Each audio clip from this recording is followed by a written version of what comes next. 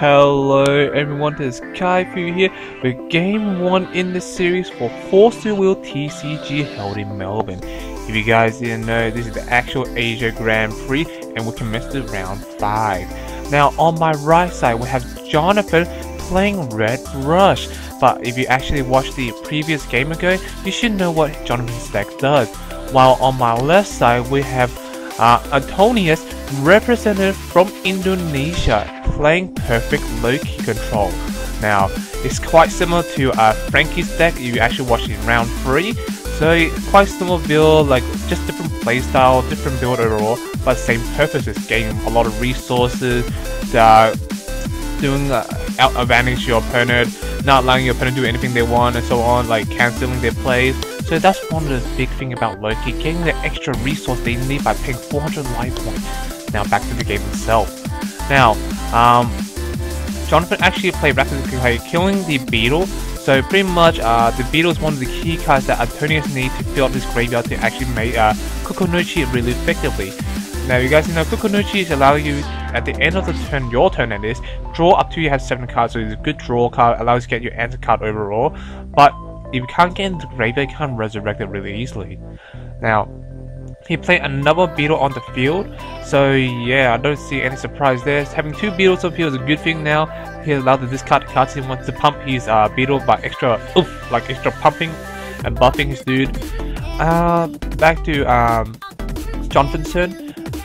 Johnathan hasn't done anything so far. Playing the 7-12, attacking directly for 700 point of damage. Now, Anthonius is thinking what he should do. Should he block it? If he does block it, he loses the beetle, but he does take the damage, putting him down to 2,900 life points. But I'm kind of surprised that Johnathan didn't do any early pressure in the game, because he did start off first, if you're actually watching the video, and going first allowed him to drop his 1 drop, 2 drops, 3 drops really early, doing massive amount of damage, and forcing Anthonius can't use Loki's ability, because Loki's ability will require paying more life points, and the more life point he pays, the more damage he's going to deal to himself, and he is actually versing a Rush deck, which will be quite troublesome. But by Rush deck will force the opponent to block and have no resource on the field. Now Tony is producing magic step and plays nothing on the field, so meaning he has a lot of interaction spell, but then Johnathan, before the recover phase or before the end phase or whatever, actually used Thunder on Anthonius, putting him down to 2,400. Now as you can see, that's how deadly Rush decks are, doing a lot of early game damage, doing a lot of pressure overall, not allowing the opponent to do anything, paying 400 more life points, putting Anthonius to 2,000 life points.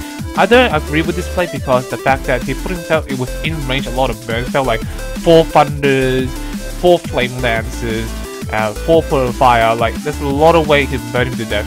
And then Johnathan played the Flame. The Flame actually has a simple skill called Explosion. Explosion is pretty much like Death Touch, so when each other resonate deal damage to each other, they both die.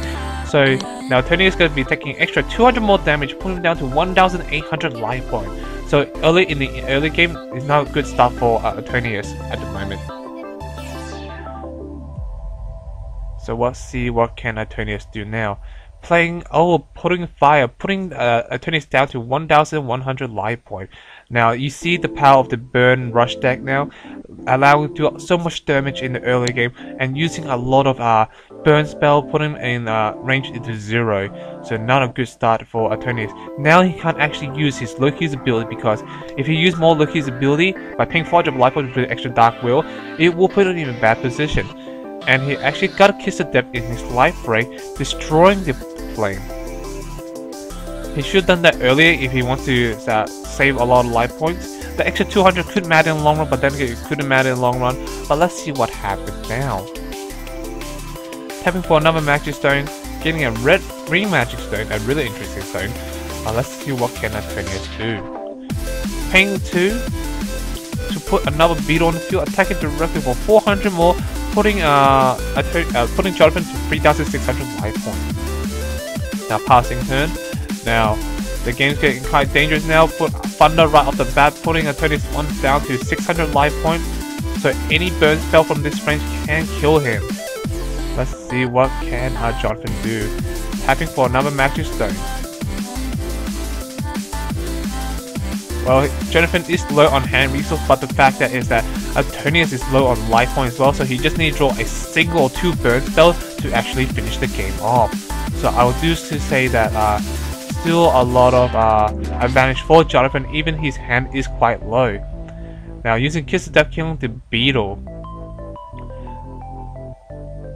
Now the beetle is one of Jonathan's block, one of Anthonius' last blockers, so he has to make it wisely. And he actually used Zeke the Ancient Magic, the second ability, giving it protection from spells or abilities.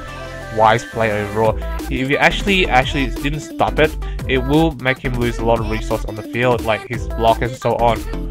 Playing Suicide Troop, and Suicide Troop has the ability to sacrifice himself to burn 400 points of damage.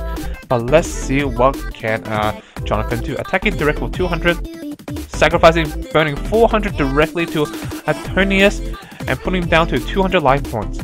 Not a good position for Anthonius at the moment, because he is low on resource, not low on resource, but he is low on life points, so he can't do much, and he can't even use Judgment, because Judgment requires at least 1,000 payment.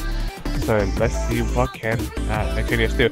If I was Anthonius, I wouldn't attack at the moment because I need there are some blockers, but he does attack.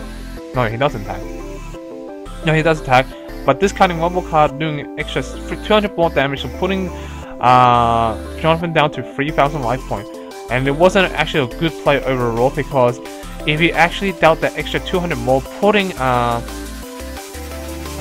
do you call it, Johnathan down to 3,000 life points, he can actually use his third life break, which isn't good in this game at the moment for him anyway. The life break will help you, but if you're letting your opponent use the life break mechanic and you're already in disadvantage, you're not putting yourself in a better position than before.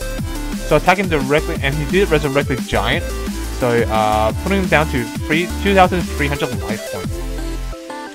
Now back to Johnathan's turn. Johnathan only needed 200 point damage, but he actually got the fun of finishing off Anthonius. So that's the game, guys. Thank you for watching, thank you for listening, guys. Game 2 will come soon. Peace, guys.